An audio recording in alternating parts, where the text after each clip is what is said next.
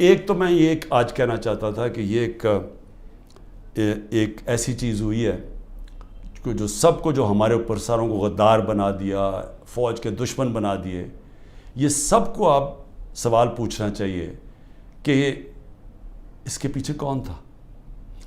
دوسری چیز، میں اپنے کارکنوں کی اب بات کرنا چاہتا ہوں، کیونکہ میرے پاس اب جو نکل کے آئے ہیں کارکن، ابھی میں باہر، میرے ایک کارکن جس کو 17 دن جیل میں رکھا ہے وہ واپس آیا.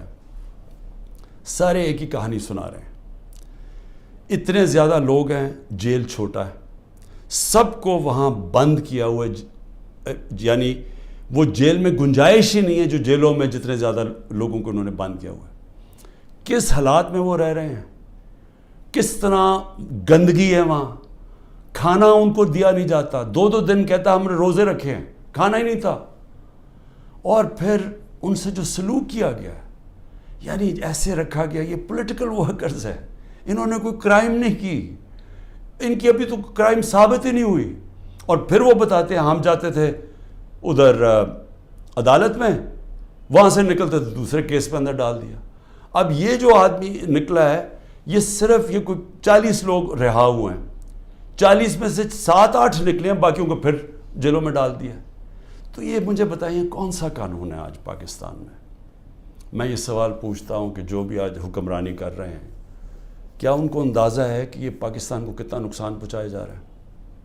ٹھیک ہے، تحریک انصاف کو کمزور کیا جا رہا ہے، توڑا جا رہا ہے، لوگوں کو دھمکیاں دے کے چھڑوائی جا رہی ہے پارٹی، گھروں میں گھس جاتے ہیں، اگر وہ نہیں ملتے تو ان کے جاننے والے یعنی خاندان کے لوگوں کو پکڑ کے لے جاتے ہیں. اگر وہاں کوئی گھر میں کوئی نہیں ہے تو ان کے پھر جو رشتہ دار کہیں رہ رہے ہیں، بہنیں رہ رہی ہیں، ان کے اوپر پیچھے پڑ جاتے ہیں، ان کو اٹھا کے لے جاتے ہیں. پھر بزنسز تباہ کر رہے ہیں. جو حماد اظہر کی فیکٹری بند کر دی ہے. اور بھی میں سب کا بتاؤں کہ جن کے ہمارے جن کے کاروبار تھے، کاروبار بند کر دیے. عاطف خان کا کاروبار 100 سے زیادہ لوگ وہاں کام کرتے تھے، وہ بند کر دیا. وہ ایکسپورٹ کرتے تھے چیزیں، وہ رہ گئی بیچ میں. تو یہ جو کیا جا رہا ہے، میں پھر سے یہ سوال پوچھتا ہوں کہ ہم جا کدھر رہے ہیں؟ یعنی اس سے اچیو کیا ہوگا؟ تحریک انصاف کمزور ہو گئی، تحریک انصاف اتنی کمزور ہوگی کہ وہ الیکشن لڑنے کے قابل نہیں ہوگی. ملٹری کورٹس سیٹ اپ کیے ہیں ایک ہی وجہ سے کہ میرے کوئی بھی کیس کے اندر مجھے سزا نہیں ہو سکتی. سارے میں نے وکیلوں کے ساتھ سارے بوگس کیسز ہیں. تو آخر میں ملٹری کورٹ میں سزا دیں گے. یہ کھولے اس لیے کہ عمران خان کو سزا دی، چلیں جی میں جیل میں چلا گیا. اب آگے چلیں گے، اس کے بعد کیا ہوگا؟ اس کے بعد پوچھنے کی بات یہ کہ کیا پاکستان جو تیزی سے اس دلدل میں پھنستا جا رہا ہے، اس میں نکل جائے گا؟ کیا ہماری معیشت جو اس وقت کبھی اتنے برے حالات میں نہیں تھے جو آج ہے، کیا یہ جو مہنگائی پاکستان کی تاریخ میں سب سے زیادہ 12.4% تھی جب ہم اقتدار میں تھے 1 سال پہلے، آج وہ 38% پہ پہنچ گئی ہے. یعنی لوگوں کو تنخواہ دار طبقے کے لیے اب وہ عذاب آ گیا ہے اور آتا جائے گا. بجلی کے بل نہیں دیے جائیں گے ان سے. ان کو گھر میں جو کھانے پینے کی چیزیں ہیں جس کو سینسٹیو پرائز انڈیکس ہے، یہ 38% ہے، وہ 45% پہ پہنچا ہوا ہے. یعنی جو گھر کی کھانے پینے کی چیزیں، جو عام کچن آئٹمز ہیں، جو بجلی وغیرہ ہے. تو کیا یہ ٹھیک ہو جائے گا اس سے؟ کیا مجھے کوئی یہ آج بتا دے کہ تحریک انصاف چلیں الیکشن بھی ہار گئی، کیا یہی لوگ آئیں گے نا واپس جو ابھی اقتدار میں بیٹھے ہوئے ہیں؟ تو انہوں نے تو 1 سال میں ملک کو تباہی بیڑا غرق کر کے رکھ دیا.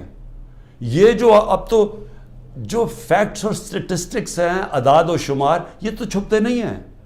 یہ تو آپ سیدھی طرح پاکستان کی وہ اکنامک سروے دیکھ لیں، اس میں تماشا دیکھ لیں کہ کیا ہوا ہے. کہاں 2 سال ایوریج اوسط جو ہماری اکانومی بڑھ رہی تھی وہ 6% تھی. 6% کا مطلب یہ ہے کہ پاکستان کی تاریخ میں یہ وہ 2 سال تھے جدھر سب سے زیادہ معیشت اوپر جا رہی تھی. اور میں یاد کرا دوں جو پچھلی دوروں میں جب ایسے گئی ہے تو امریکی ڈالر آ رہے تھے. ایوب خان کے دور میں سیٹوں اور سینٹوں کا پیکٹ تھا، ہم ان کے ساتھ ملے ہوئے تھے، ہمیں ڈالر آ رہے تھے. ضیاء الحق کے دور میں ہم افغان جہاد کا حصہ بنے تھے، تب بھی ڈالر آ رہے تھے. جنرل مشرف کے دور میں 1-2 سال جو ترقی ہوئی تھی وہ ہم وار آن ٹیرر میں ان کے ساتھ ملے ہوئے تھے، تب بھی ڈالر آ رہے تھے. یہ باہر سے ڈالرز آنے کے بغیر ملک میں 6% اوسط ہماری جو اکنامک گروتھ ہوئی، اور یہ ایک شعبے میں نہیں ہوئی. زرعی جو ہم نے چینجز کیے، جو انسینٹیوز دیے، 4.5%، 17 سال کے بعد ہماری زرعی گروتھ ہوئی.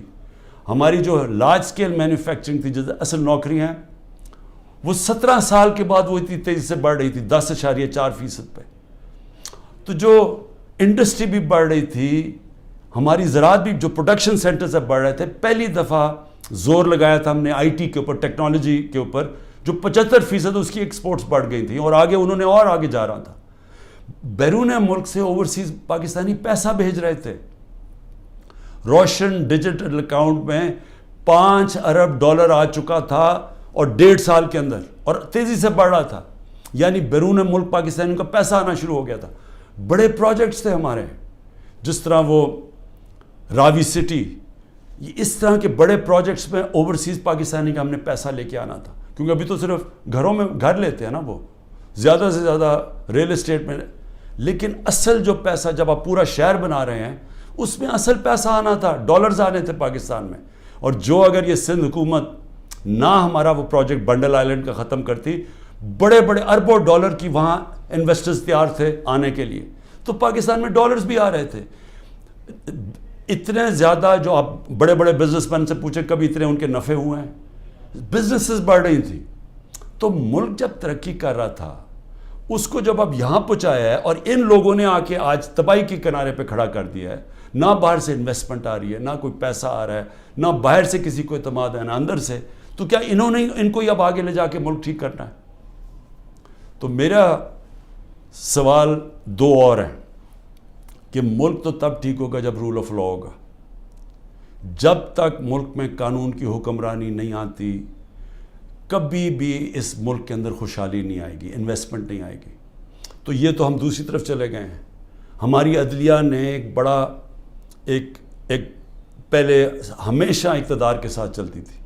ایک سجاد علی شاہ چیف جسٹس نے کوشش کی، ان کے اوپر پورا نواز شریف کا مافیا نے پورا ان کو ڈنڈوں سے اٹیک کر کے تو ان کو فارغ کر دیا، پیسے چلا کے.